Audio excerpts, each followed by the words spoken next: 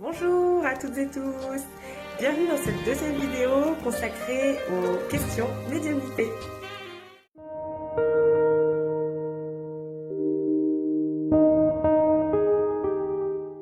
Cette question, c'est une question que je me suis posée parce que pendant longtemps, je dirais même jusqu'à il y a environ 4 ans en arrière, j'étais persuadée que la médiumnité, c'était uniquement pour des personnes qui avaient des dons, c'est-à-dire qui savaient le faire de manière innée depuis la naissance et qu'en aucun cas, je me doutais qu'on pouvait l'apprendre.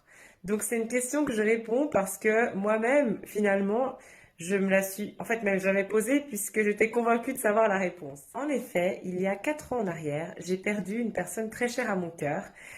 Donc cette personne est décédée. Et j'ai eu l'occasion d'aller voir plusieurs médiums pour finalement prendre des nouvelles de cette personne. Et ça a été complètement bluffant pour moi. J'avais jamais été voir de médium par le passé. J'avais une vague connaissance de ce que c'était. Et j'ai été très très impressionnée par les messages que j'ai reçus et les informations qu'on m'a données.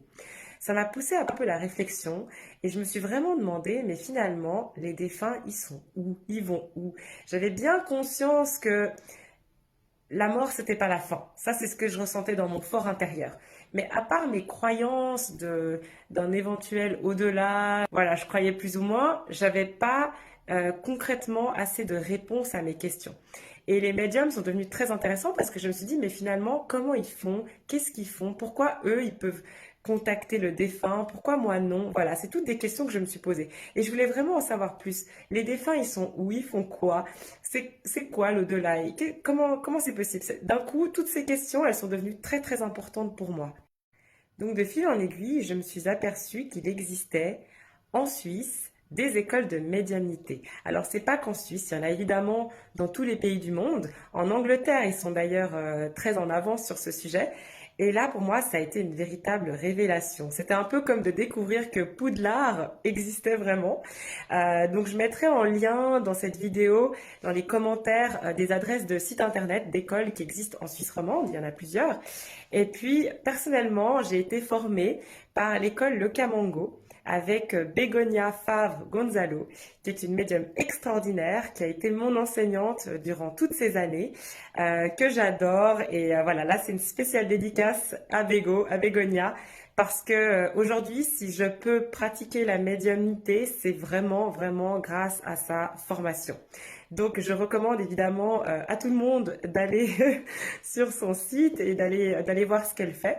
Mais pour revenir à l'apprentissage de la médiumnité, alors effectivement, je me suis aperçue que ça pouvait s'apprendre.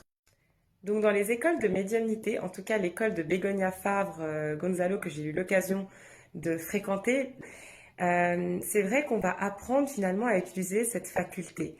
Alors après, je pense que c'est un peu comme l'apprentissage de tout, par exemple l'apprentissage d'une langue. Je pense qu'il y aura des personnes qui auront plus de facilité à apprendre ou qui seront plus naturellement douées. Ceci dit, tout le monde peut apprendre une nouvelle langue. Donc c'est un peu la même chose. Il y aura peut-être des personnes pour qui ça ira plus vite que d'autres, mais à force d'exercice, d'apprentissage, ça viendra. Parce que c'est vraiment quelque chose qu'on peut tous faire.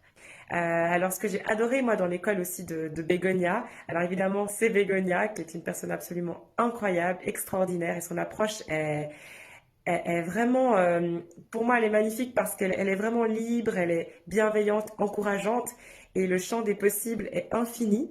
C'est aussi pour ça que je continuerai toujours à prendre de la formation continue parce que je pense que c'est un peu comme dans chaque métier, on n'est jamais au bout d'une formation, on n'est jamais au bout d'un apprentissage.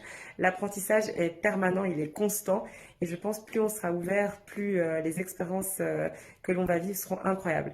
Mais pour fermer cette parenthèse, une chose que dit souvent Bégonia, et je suis bien d'accord avec elle, c'est ne me croyez pas expérimenté.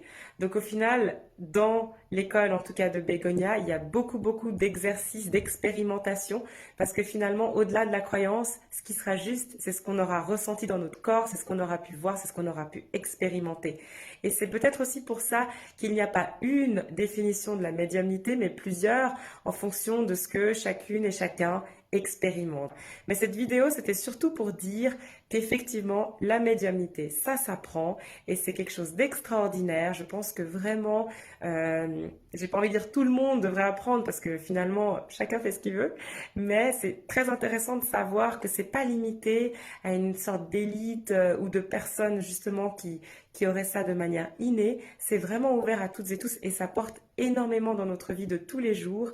On se rend compte avec la médiumnité que tout est lié, tout est relié et on a beaucoup plus de respect pour la vie d'une manière générale. Donc la médiumnité, c'est pas pour fuir la vie qu'on a tous les jours, c'est au contraire pour la vivre pleinement, mais avec encore plus de magie. Et ça, je trouve extraordinaire. Voilà, alors j'ai fini avec cette deuxième question médiumnité.